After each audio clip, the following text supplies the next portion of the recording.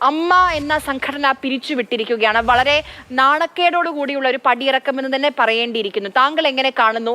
ഒരു മാറ്റത്തിന്റെ തുടക്കമെന്ന പ്രതീക്ഷയുണ്ടോ താങ്കൾക്ക്? ഞാൻ അങ്ങനെ ഒരു നാണക്കേടെന്ന് ചിന്തിക്കുന്നില്ല. അതിനകത്ത് കുറെ അംഗങ്ങളുടെ പേരില് കമ്മിറ്റിയിലുള്ള അംഗങ്ങളുടെ പേര് ചെറിയ ഈ വളരെ വളരെ രൂക്ഷമായ ചില ആരോപണങ്ങളും ഒക്കെ വന്നു.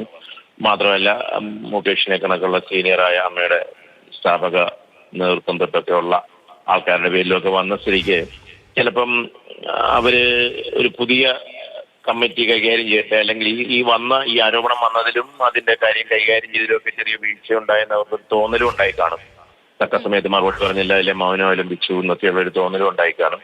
അതുകൊണ്ട് മോഹൻലാൽ ഒരു ജനാധിപത്യപരമായ ഒരു ചിന്ത, ഒരു പുതിയ തലമുറയ്ക്ക് ഇതിന്റെ അധികാരം കൈമാറാം എന്നൊരു തോന്നലാണെങ്കിൽ അത് ഒരു നല്ല മാറ്റത്തിന്റെ തുടർച്ചയായിട്ട് നമുക്ക് കാണാം. കാരണം മലയാള സിനിമയിലെ ഏറ്റവും വലിയ സംഘടനയാണ്, ഏറ്റവും പ്രശസ്തിയും ഗ്ലാമറും ഒക്കെയുള്ള ഒരു സംഘടന, ആസ്തിയുള്ള സംഘടന. ആ സംഘടന നിലനിൽക്കണമെന്ന് ആഗ്രഹിക്കുന്ന ഒരു സിനിമാക്കാരനാണ് ഞാനൊരു ടെക്നീഷ്യൻ എന്നുള്ള നിലയ്ക്ക് ആഭ്യന്തര കാര്യത്തിൽ പറയുന്ന കാര്യമൊന്നുമില്ല.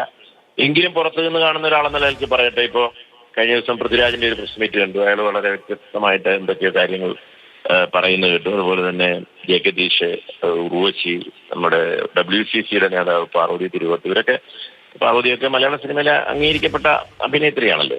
അപ്പൊ ഈ പുതിയ ആൾക്കാർ ജനാധിപത്യപരമായിട്ടൊരു ചിന്ത വരുന്നു എന്നുള്ളതാണ് ഞാൻ പോസിറ്റീവായിട്ട് കാണുന്നത്. കാരണം വർഷങ്ങളായിട്ട് ഒരു ഗ്രൂപ്പ് തന്നെ അതിന്റെ മേൽ തട്ടിലിരുന്നുകൊണ്ട്, ഒന്നുകിൽ പ്രസിഡന്റ് അല്ലെ സെക്രട്ടറി അല്ലെ വൈസ് പ്രസിഡന്റ്, അങ്ങനെ ഇരുന്നു കൊണ്ട് ഒരു സ്ഥിരം ഗ്രൂപ്പ്, അത് ചിലപ്പം ഈ ആർക്കെങ്കിലും അവർക്ക് ഇഷ്ടമില്ലാത്ത ആൾക്കാരെ വലിയ നിര്യാതന ബുദ്ധിയോടുകൂടി കാണാനും അങ്ങനെയൊക്കെ ഒരു വിലക്ക് അനുഭവിച്ച ഒരാളാണല്ലോ ഞാന് എന്റെ അവസ്ഥ പറയുകയാണെങ്കിൽ, അമ്മ 4 ലക്ഷത്തിൽ പരം രൂപ സുപ്രീം കോടതിയുടെ വിധി വന്ന് ഫൈനടച്ചതാണ്. ഞാൻ വിചാരിച്ച അന്ന് തന്നെ ജനാധിപത്യപരമായിട്ടൊരു ചിന്ത ഉണ്ടാകും ഇതിന് എന്നാണ് ഞാൻ വിചാരിച്ചത്. കാരണം അങ്ങനെ ഒരു ഗ്രൂപ്പ് മാത്രം തലപ്പത്തിരിക്കുമ്പോഴായിരിക്കും ചിലപ്പോൾ അങ്ങനെ ആർക്കെങ്കിലും ഇഷ്ടമില്ലാത്തവരെയൊക്കെ ദ്രോഹിക്കാനോ വിലക്കാനോ ഒക്കെയുള്ള ചിന്തയുണ്ടാകും.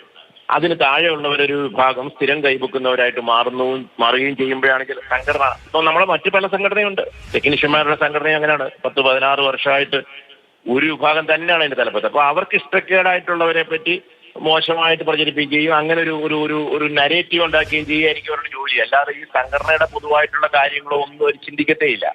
അവർക്കെതിരായിട്ടുള്ള വിഭാഗത്തിനെതിരായിട്ട് ചിന്തിക്കുക, അങ്ങനെ ഒരു പോക്കുണ്ടാകുക.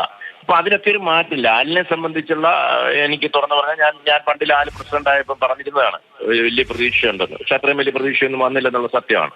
അപ്പൊ ഇപ്പൊ ഒരു ജനകീയമായിട്ട് ജനാധിപത്യപരമായിട്ടൊരു മാറ്റം ഉണ്ടാക്കുന്നതിൽ നല്ലതാണെന്നാണ് എന്റെ അഭിപ്രായം. ഇപ്പൊ ഈ പത്രക്കുറിപ്പിൽ അവർ അവസാനിപ്പിക്കുന്ന നവീകരണം വേണം, അതോടൊപ്പം തന്നെ ശക്തിപ്പെടുത്തണം, അതിന് കെൽപ്പുള്ള ഒരു നേതൃത്വം വരണം എന്ന് പറഞ്ഞാണ് അവസാനിപ്പിക്കുന്നത്. ഈ പറഞ്ഞ കാര്യങ്ങൾ, അതായത് നവീകരണം എന്ന് പറയുമ്പോൾ തിരുത്തൽ അനിവാര്യമാണ് എന്നവർ സമ്മതിക്കുകയാണ്. ഒരു പുതിയ നേതൃത്വം വരണം ശക്തിപ്പെടുത്തണമെങ്കിൽ, അതും ഒരു തുറന്ന് സമ്മതിക്കൽ കൂടിയാണ്. അപ്പം ഈ രീതിയിലുള്ളൊരു മാറ്റം ഇനി സംഘടനയിൽ ആവശ്യമാണ്. ഇപ്പൊ താങ്കൾ ഇതിനെതിരെ പോരാടി ജയിച്ചൊരു വ്യക്തി കൂടിയാണ്. താങ്കൾ പറയുകയാണെങ്കിൽ ആരൊക്കെ ശരിക്കും പറഞ്ഞാൽ ഇനി നയിക്കണം? അല്ല, ഞാൻ പറഞ്ഞില്ലേ, എനിക്കിങ്ങനെ അങ്ങനെ നമുക്ക് പറയാൻ പറ്റില്ലല്ലോ. അവരുടെ യോഗവും അവർ കൂടിയിട്ട് അവരുടെ ആഭ്യന്തരപരമായ ചർച്ചകളും ഒക്കെ കഴിഞ്ഞിട്ടല്ലേ. ഞാൻ പറഞ്ഞത് കുറെ പേരുണ്ടെന്നാണ് പറഞ്ഞത്.